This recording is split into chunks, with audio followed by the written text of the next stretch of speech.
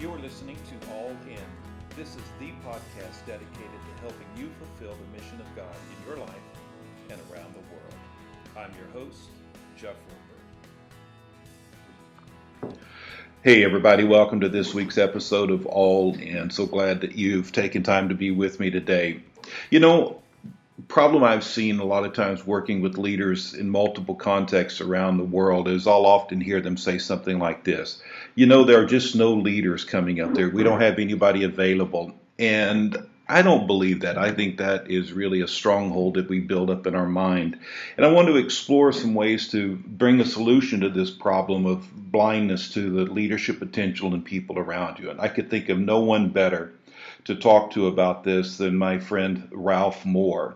Ralph is an author, actually a prolific author. If you go to his Amazon author page, you'll be impressed. He's written books on everything from making disciples to overcoming anxiety and a number of things in between. And also, Ralph has personally planted at least 3 churches that I know of: Hermosa Beach in California, Kaneohe in Hawaii, and now his latest adventure is in Honolulu, Hawaii.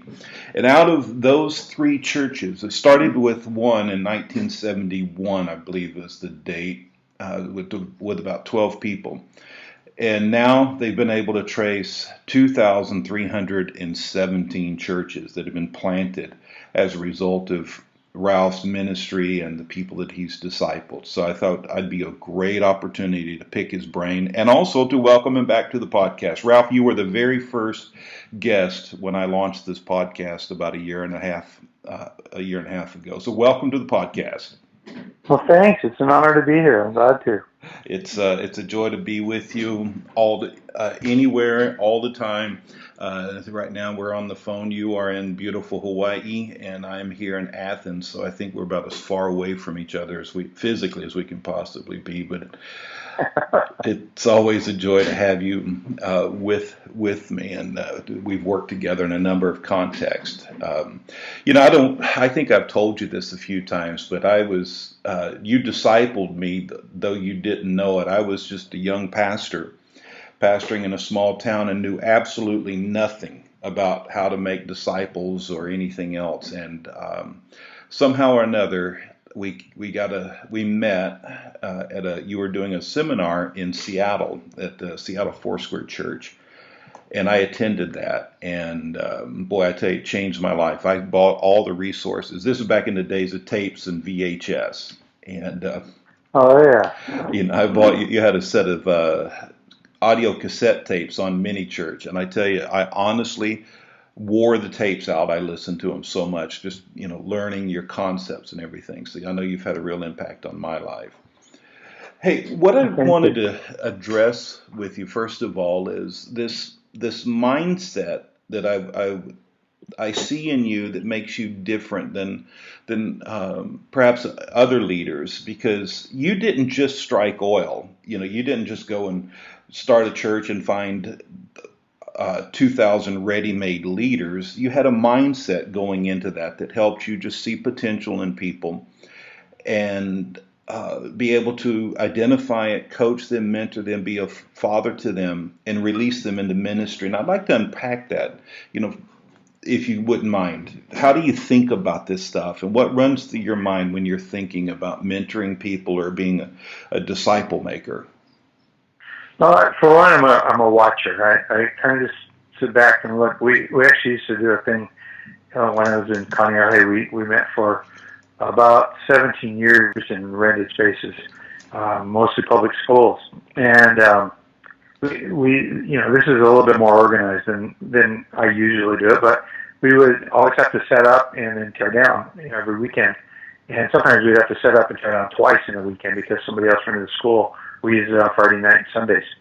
Anyway, when it came time to tearing down, we just kind of throw out an announcement and tell everybody we got to turn this thing back into a school. We need your help. And then I would instruct the staff to stand up to the side and watch for the people. When we had these folding chairs, and then they laid flat after they folded on a dolly. And it was, if you weren't thinking, you'd lay them wrong. You'd lay them upside down or or flip them around at one end to the other. And so we would just look for the people who got bossy and started telling everybody else, how to do it. And we'd pick them off. And we would take them out to lunch. We'd get to know them. We'd find out just, what we'd seen something that told us that there was leadership potential. And then we'd go from there. And I just kind of do that in my life. If I see somebody who has people with them all the time, I assume they're a leader because they got followers. Mm-hmm. That's kind of our mantra. You're not a leader unless you have followers. But, that then includes people who are sometimes evil leaders, sometimes people who are misguided leaders, sometimes people who are baby Christians and they really don't understand what's going on. Sometimes people are living in an immoral life, but they're coming to church. They're hungry for God, and they've got something of leadership in them. And so we'll just, everything we do is relational. We just kind of pick them off and get into a relationship, and then if it all works right, and it doesn't always, but if it works right, we end up, somebody disciples them. Usually we disciple in groups, and so, we've just been attentive to who shows signs of leadership, and there are always people there. The other thing that we do is, we, especially with younger people, we look for people who voice some sort of a call in their life. There's our youth pastor right now. He's 21 years old, and I've known him since he was 14. And at that point, he was starting to talk about wanting to be in ministry. And then I was still at Kaneohe then. He came over with me when we started the new church. His whole family did. But he was going on trips to Japan. And I found out, and he's kind of real quiet, shy kid, Chinese kid. But when you go to Japan, the kids were just falling all over him. The odd thing was the rest of the people around me didn't see leadership in Michael. And they kind of panned it when I decided I wanted to work with Mike. And so I began to just kind of take him under my wing, and then because I did that, a couple other guys in the church got on board, and actually he's got a financial counselor. We've got him tithing to himself as well as tithing to the Lord. He's a student at a junior college, but he's a hard worker, good saver, and we picked up a financial counselor that won't even talk to you unless you have $1 million to invest, and he's working with Michael and his few $100s. Mm-hmm. But we're trying to disciple him in every way we can. What we discovered was we struck oil. The guy can preach about as well as I can, and he's a good student, so he knows his stuff. And so you find them by watching for them. If you're not watching, if you're waiting for people to volunteer, it's pretty much never going to happen. Yeah, it is very true. It's amazing what you can see by paying attention. And I see so many times. I was in a country fairly recently, and I noticed that the pastor had a lot of quality young people in his church. Now, when I say a lot, I'm talking about within a European context. So, it could have been a church of, it could have been a church of 30 people, but 10 young people. Right. And these were quality, high caliber young people. And I asked the pastor, what are you doing with these guys? How are you coaching them? How are you mentoring them? And he went into this closed mindset thing about, they're nothing, they can't do anything, they're not up to the standard. And I was just shocked. I'm thinking, dude, you've got gold sitting right here. I could have, 4 or 5 of them, you could see key leadership possibilities in them. And so that mindset is just, you've got to really develop that. And that was one of the things I remember early on when I was devouring your mini church tapes, which I don't even think those are available anymore, are they? No, I'm trying to figure out a way to hang them on Amazon, and I haven't figured one out yet. So yeah, do that. I think it was great. One of the thing you did teach me in that was about that whole thing about watching, just seeing, I think you even used a illustration about watching kids in Sunday school, or you just see it everywhere. You can Yeah, see the yeah. natural leadership ability, or the spirit. Even sometimes, some it's natural, some it's a spiritual thing, but that ability just to show up, just pay attention, watch what you see happening out there. Now, when that happens, let's get down into the weeds a little bit more. When you see somebody, and let's pick a guy that he's a little rough around the edges, but you see he's got some potential. How do you walk that person through? Maybe you've got a particular person you could even use as a real Well, case example of that. How do you walk them through the whole yeah, I process? was with a guy named Mike Kai today. Mike is pastoring a church, was Hope Chapel, West Oahu. They want to become their own movement and be able to go into towns where there's already a Hope Chapel and not offend anybody. So they changed their name to Inspire Church, and they're probably running. They've got several extension campuses. They probably run about 7,000 people now, and they're planting churches in Australia and throughout Southeast Asia, and then in Hawaii. So a little, and in the U.S. mainland a little bit. So I met Michael when. It's interesting to talk about two Michaels back to back, but I met Mike when he was about 22, 23 years old. He was already divorced at that time and had a daughter. And his wife had run off with another guy. He'd actually gone over to try to intervene, and the guy punched him out. He got in a fist fight, and it was really a bad thing. And I remember he was interested in our children's church pastor, and she was a real go-getter. She could really recruit well, great leader. And so this guy starts kind of sidling up to her. So I decided I need to get to know him. And so just, kind of hooked up and started talking after church every week. And then one day he wanted to take me to lunch. And so we went out, and he bought me lunch at McDonald's. And we drove in his little Jeep Cherokee, and it was so rusty that it rained on my feet while I was in the car. And here's a guy that's just broken. He's graduated from college and hasn't gone anywhere in the business world. He's trying to sell Amway. That's not working. Single dad. Everything is wrong that could be wrong. But he just had a spark of life in him. And so in the beginning, I just began to, go to McDonald's about once a month. And then I started to work with another guy, a guy named John Honnold, and begin to kind of work through John, because I knew he was going to John's mini church because Lisa was going there. And so I started pressuring John, not pressuring, but just asking John to keep an eye on him and use him whenever you could in leadership. And pretty soon he became what we call an under shepherd in the mini church. And that was going really well. And then John left us to go and plant another church and wanted to take Mike with him. And by that time, Mike was starting to really show some leadership potential. And then, of course, there was Lisa. If Mike left, Lisa would go. And so I seldom do this, but I stepped in and asked John, leave him with us. And then just kind of continued to work with him for a little while as a mini church. And at that point, as a mini church pastor, he's come to meetings, their leadership meetings. He wasn't coming to mine. We had 105 mini churches, so we had to do quite a few of those meetings.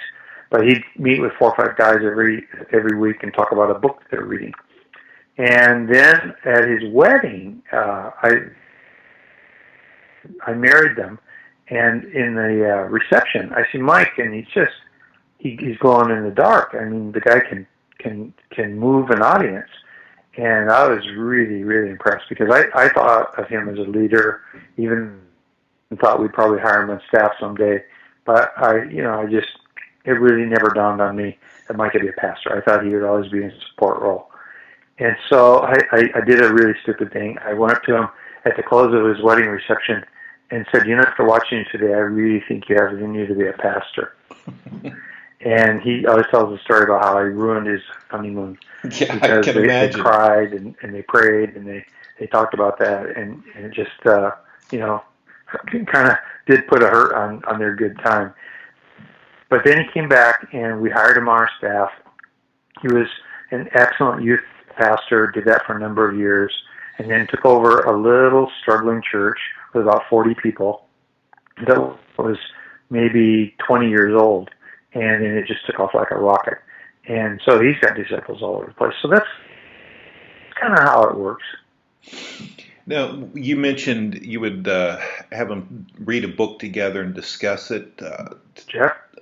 Unpack that a little bit more for me. Now, do you have them? Do people do this like in a group of 2 or 3 people, and do you pick the book, or how does that work? Now, Ralph, you mentioned when you're walking through this process with Mike and the different guys that they would read books together, or you would read books with them. Let's unpack that a little bit. How often did they meet together to discuss these books, and did you pick the books, or how was that all? What was that whole process like? Okay, let me go back to our most basic approach to this thing, and then work up to the books. Okay. For starters, I picked a guy that was my professor in Bible college who made some of the epistles of Paul just come alive. And it wasn't real heady and scholarly. It was more spiritual and ministered to us.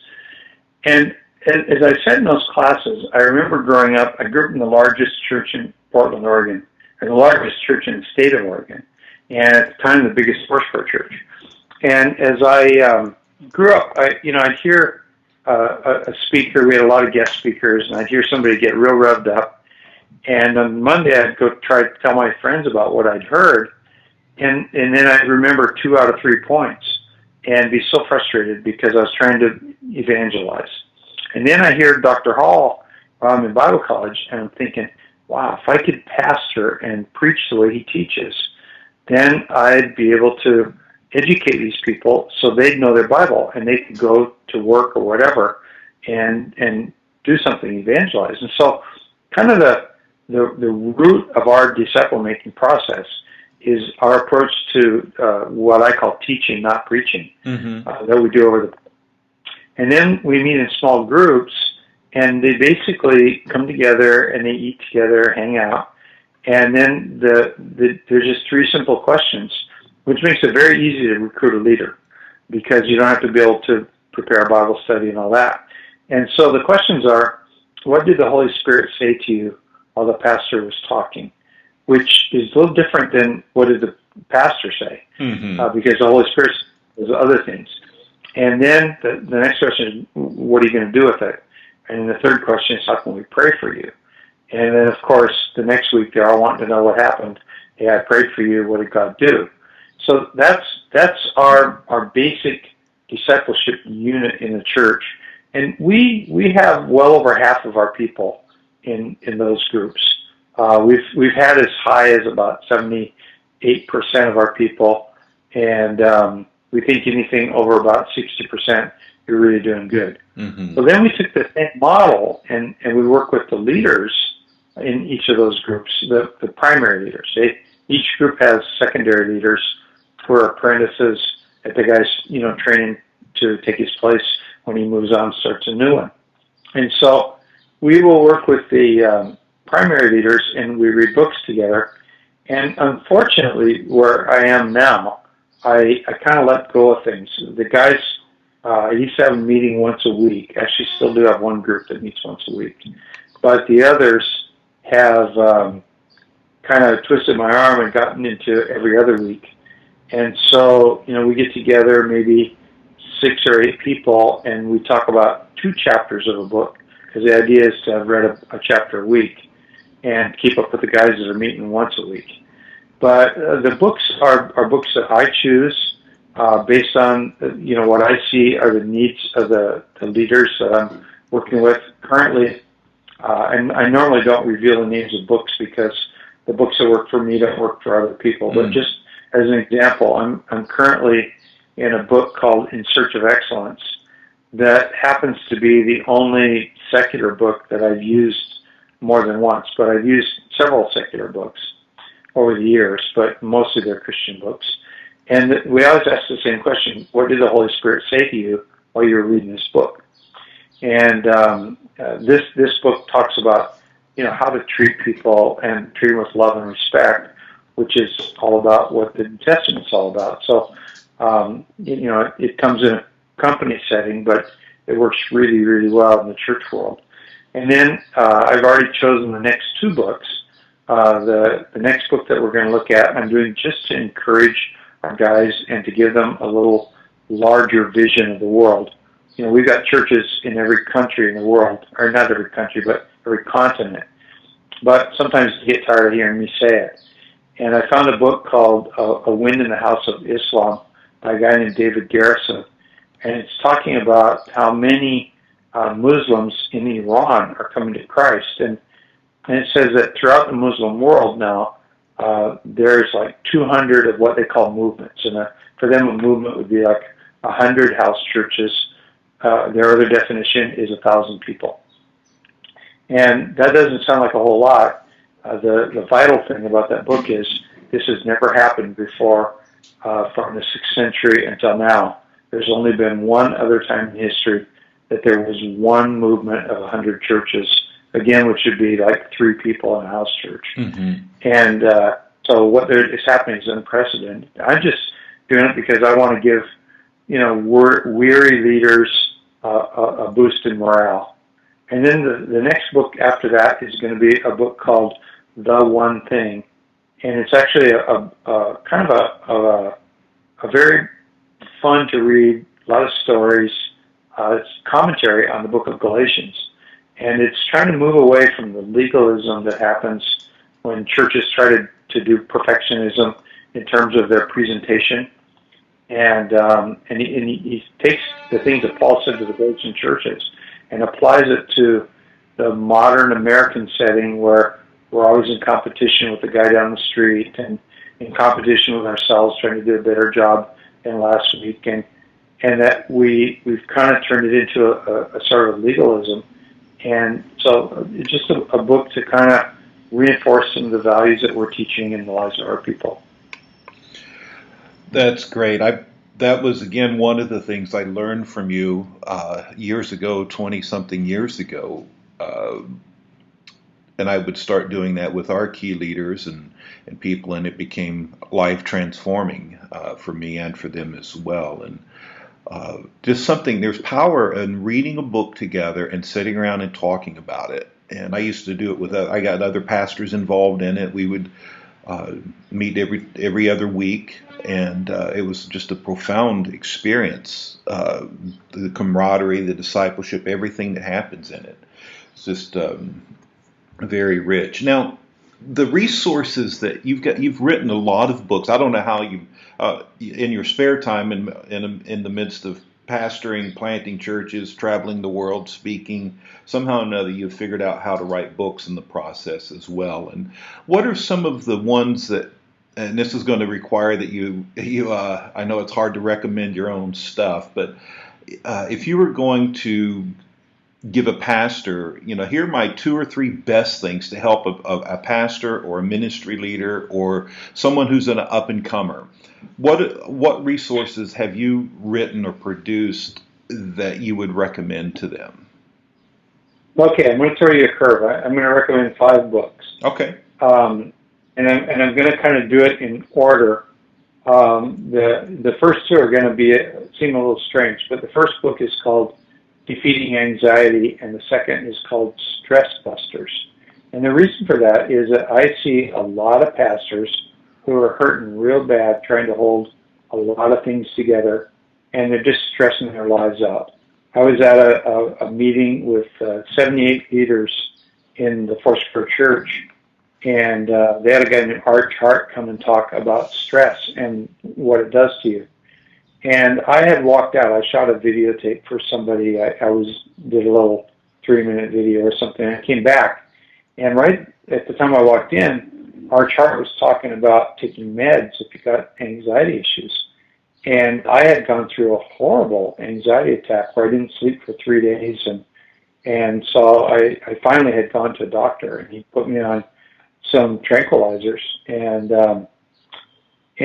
so he talked about how pastors feel guilty taking meds, and I had been one of the pastors in the past who made people feel guilty. If you're on antidepressant drugs or anti-anxiety, I'd just tell you weren't praying enough and you needed to read your Bible.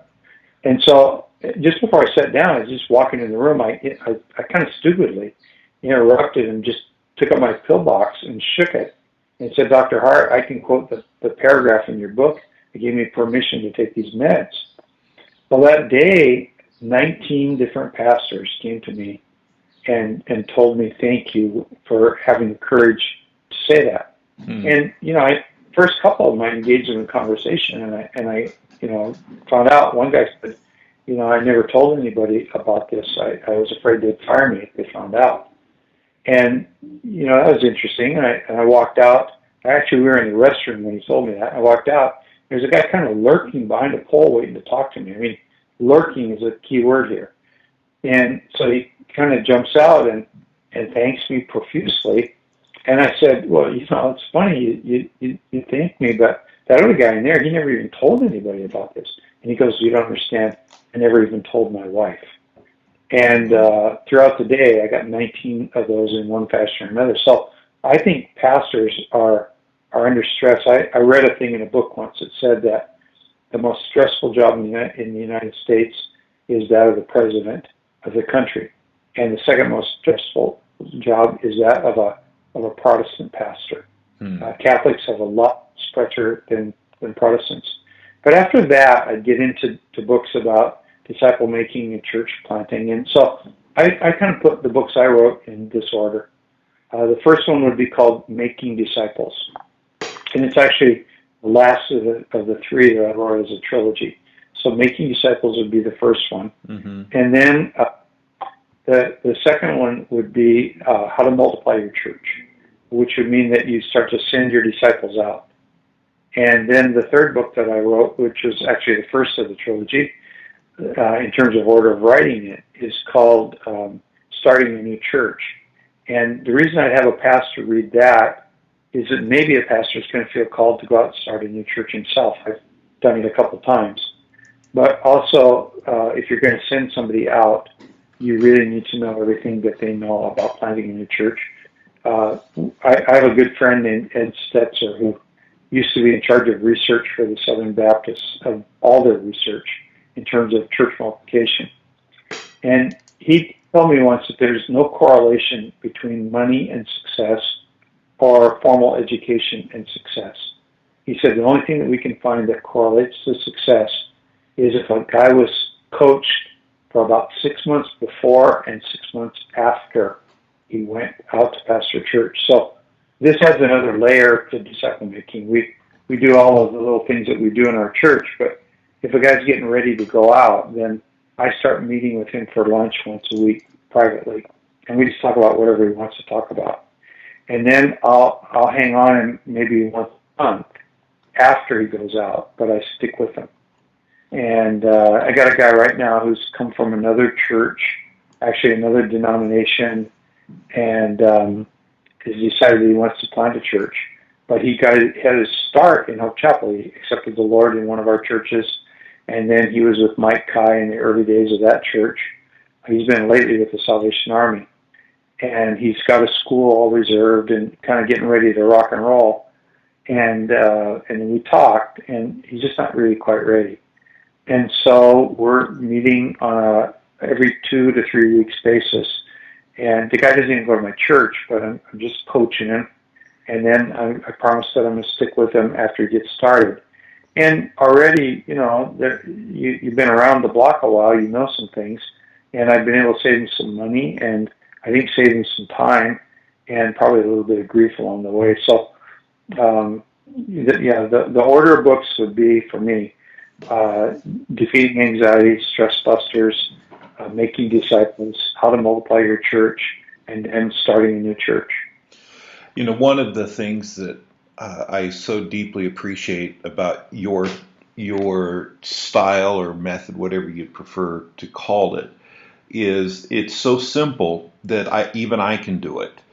And uh, that actually set up a cardinal rule when I was pastoring a church in the U.S. I had a cardinal rule when people wanted to start something. I said, you've got to make it simple enough that I can understand it. I don't want a big chart. I don't want it complicated. I used to, for example, I was trying to learn how to do staff reviews, and how do you do these quarterly and annual review of staff members. I'd never been trained in any of that. I was just young and dumb and full of fun. And back then you had a resource along those lines, and it basically had a one-page questionnaire that covered things like, what have you been doing? What books have you been reading? What are your goals for the next 3 months? Right. And it may have had. And I would ask for personal goals as well as church goals. I wanted 3 goals. If they gave me 4, I'd accept it. If they gave me 5, I'd force them to cut it back to 3. Mm-hmm. They would generate the goals themselves, and then we would grade by the difficulty of the task, and then what percentage was completed when we would get together a few months later.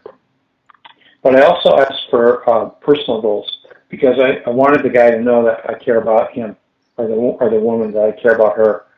We're not just a ministry machine. I see too many churches that are all about the growth of the numbers of people in the church, and I want my staff to be well cared for. Yeah. So it's really helpful.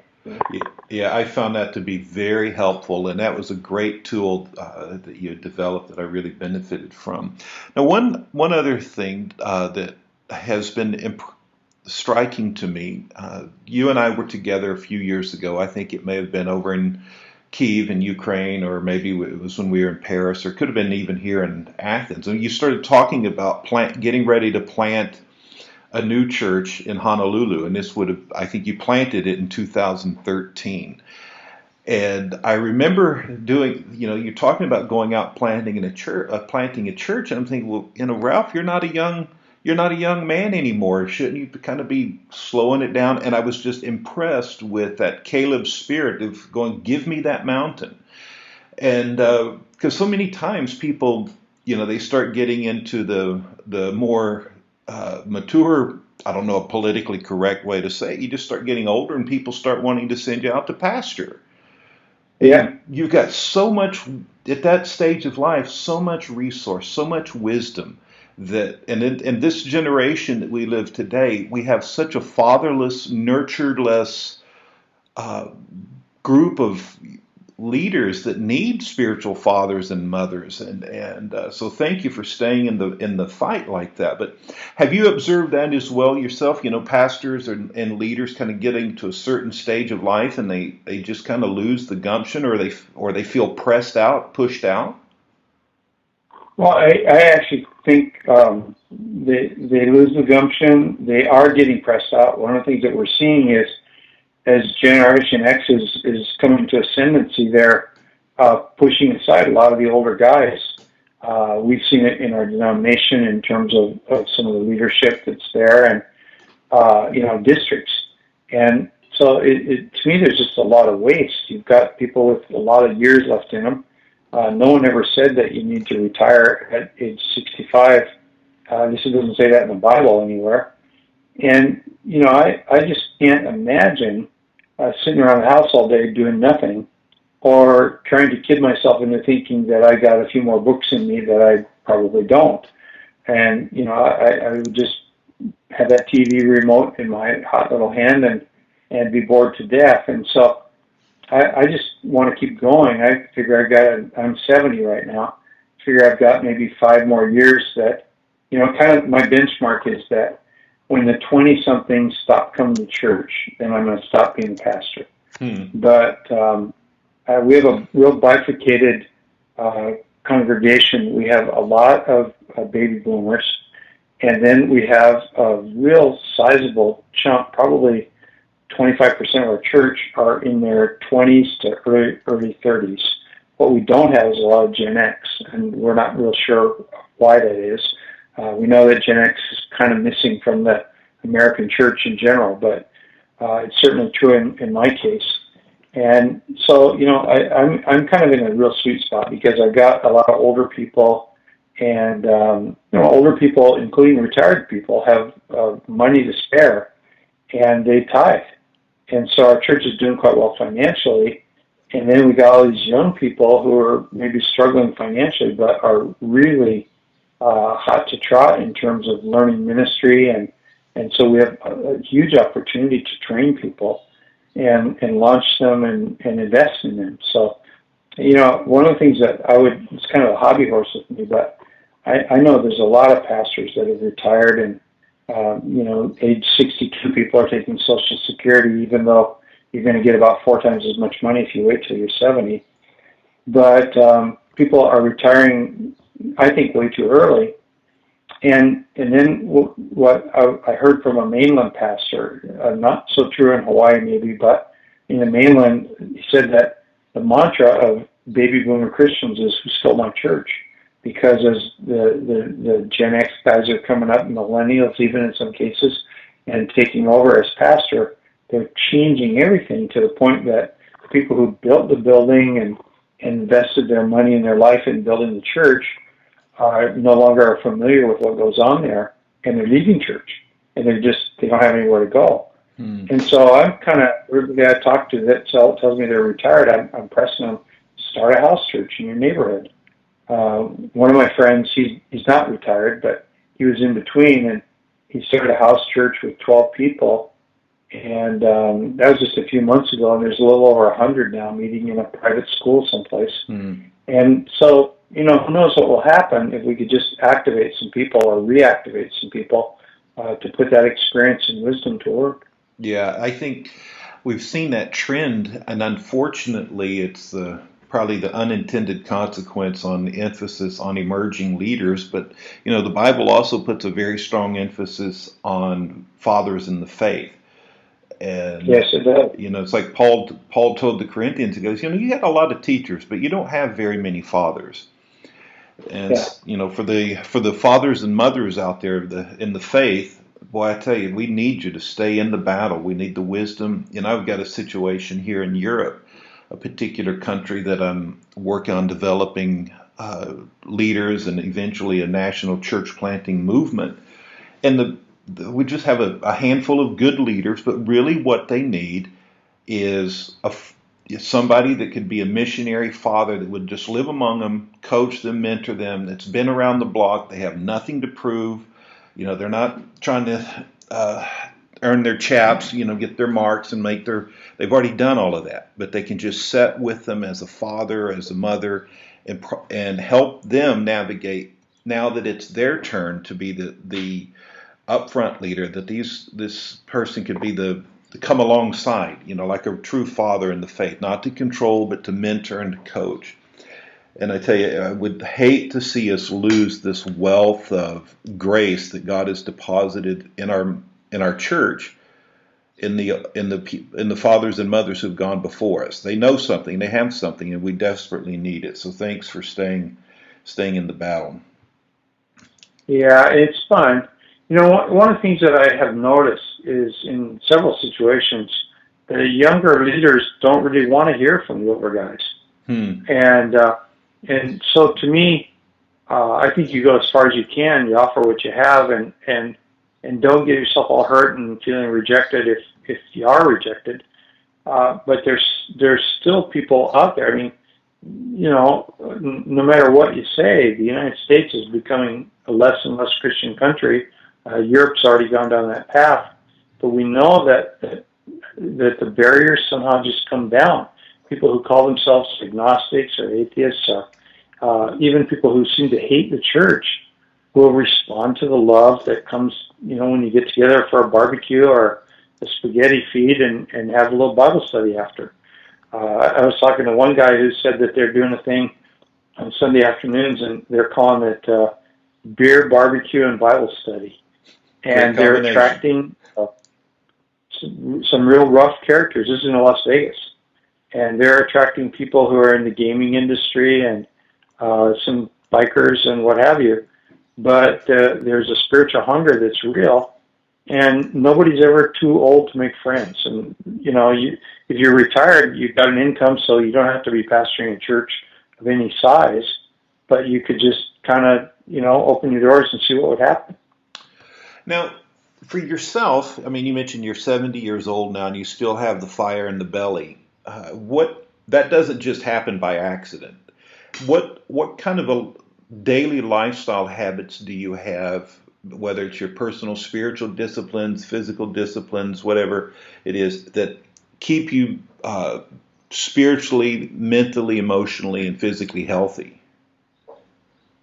Well, I'm always reading. Right now, I've got and I read in different situations. Like I have a Kindle that I read just before I go to bed, and I'm reading a novel, and then I read Kindle on my Android phone, my Samsung, and I read it while I'm on the treadmill at the gym. And then I have a history of Churchill and the Jews that I keep in the bathroom, and I just read it whenever I'm in the bathroom. I have another book that I am keeping in my car that's actually the one I'm reading with the leaders in the church. And whenever I have to go to an appointment, I always go early and spend that time reading. I have another book that's just sitting around the living room if there's nothing to do. I'm reading that. That's a history of oil in the world, petroleum. Mm-hmm. And so, I just keep myself going that way. I try to keep a bookmarker in the Old Testament and one in the New Testament and just move them by reading whatever's on the 2 pages where the bookmarker is, and then flip the thing, and the next day I'll read the next part. And then I also keep a marker in Psalms and another one, and then I read Proverbs by the calendar day. Uh-huh. And so I get up in the morning, I go to them, and I just do the treadmill. And I do about 2.5 miles is good for me. If I'm a little lazy, it's 2 miles. And then it's my day off. They also have a pool there outdoors. It's Hawaii, so I just go hang out in the jacuzzi and hang out by the pool, and usually end up reading. And then my wife and I, we'll go to lunch, go shopping, whatever. But every morning it's pretty much get up, do the exercise, come home, grab something to. I'm into smoothies these days, so I get something to eat, and then I go read my Bible, and then I fit the rest of the reading in between, and then just go about my business. And I don't know, I just want to stay active, so it just keeps going. Now, I asked this of every guest on the podcast, and I did ask it of you as well on the first time, but I'm going to ask it to you again in case your answer has changed. But if I had a time machine and we could take you back to your 25-year-old self, what advice would you give yourself? Slow down a little bit. I think I was running pretty hard when I was that age. And, I went through this whole anxiety deal. And I look back, and I think there were seeds of it way back then. And always worried, always pressing. I'm going to a thing where it's called exponential. It's a large gathering of guys that want to plant churches in Florida and in California. And one of the things that they're talking about is the tension between growing through addition, which means trying to make a big church, or growing through multiplication, which would mean multiply yourself and make disciples and plant churches. And it was the addition part that always got to me. The multiplication thing, once I saw it in the Bible and started to see the patterns in the life of the Apostle Paul, actually particularly in Barnabas. Barnabas was the guy that introduced Paul to the elders in Jerusalem when they didn't believe in him. He's a guy who went and got Saul out of Tarsus and brought him to Antioch. He put him in the ministry and then got in a fight with him over John Mark. And I looked at the Bible, and I realized John Mark wrote the first gospel. And we know that Matthew took Mark's gospel as an outline because Matthew was like there. And if you had the first gospel, would you have even had the other three? And so here's a guy named Barnabas who You don't even know what happened at the end of his life, but we wouldn't have the epistles that Paul wrote, and we wouldn't have the Gospels if it wasn't for John Mark making disciples. So that was a real easy choice for me. On the other hand, I always felt pressured for the church to grow, and I think that I felt that pressure kind of as peer pressure. It was all around me, and it caused a lot of fear, a lot of anxiety, and I was always on the run, trying to make things happen.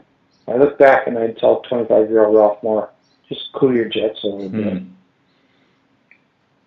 Good advice. Good advice. You know, the whole thing you're just mentioning about Barnabas, it's funny. I was just this past Sunday preaching in a different country on that very passage, that very story about Barnabas and the impact that he had just by being the son of encouragement, the one who came alongside and called people to encouragement. And so that's good. Hey, if people wanted to reach out, connect with you somehow, find out about you, your ministry, your resources, what's the best way for them to do that? Probably the two ways would be through Facebook. I have a Facebook page that I haven't paid attention to called facebook.com/Ralph Moore Hawaii. And then I just have a regular Facebook thing, and they can friend me on Facebook. And I'm real sporadic about Facebook, so don't expect a whole lot. But you know, especially if I'm traveling. If I'm traveling, I usually am writing books and working on Facebook. But the other thing is I have a website called www.ralphmorehawaii.com. And I'm actually in the process of enlarging that. I may hang some of the resources I did in the past on that site. I'm just kind of toying with that. Actually, today that was one of my projects to figure out where that thing's going to go. But you can get access to all the resources and just what's going on in my life through that. And always, you know, contact through a Facebook message or something like that. Okay, great. Thank you. Well, Ralph, it's been a joy to be with you. I have thoroughly enjoyed this conversation and the fact that you've taken time out to be with us today. Any final thoughts you want to share with the listeners before we sign off? Just keep on keeping on for Jesus. Amen. Well, folks, thank you for taking time to be with us. Share this podcast episode with your friends, your family, people that you think might benefit from it. Send an email link or something. You can also subscribe to us on iTunes using the iTunes podcast player, whichever podcast application you prefer. Thank you, guys. Talk to you soon. Bye.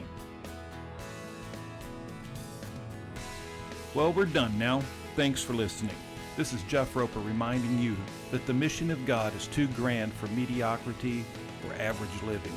You were created for a purpose, and that purpose is found in the mission of God. It's your life. Now go live it.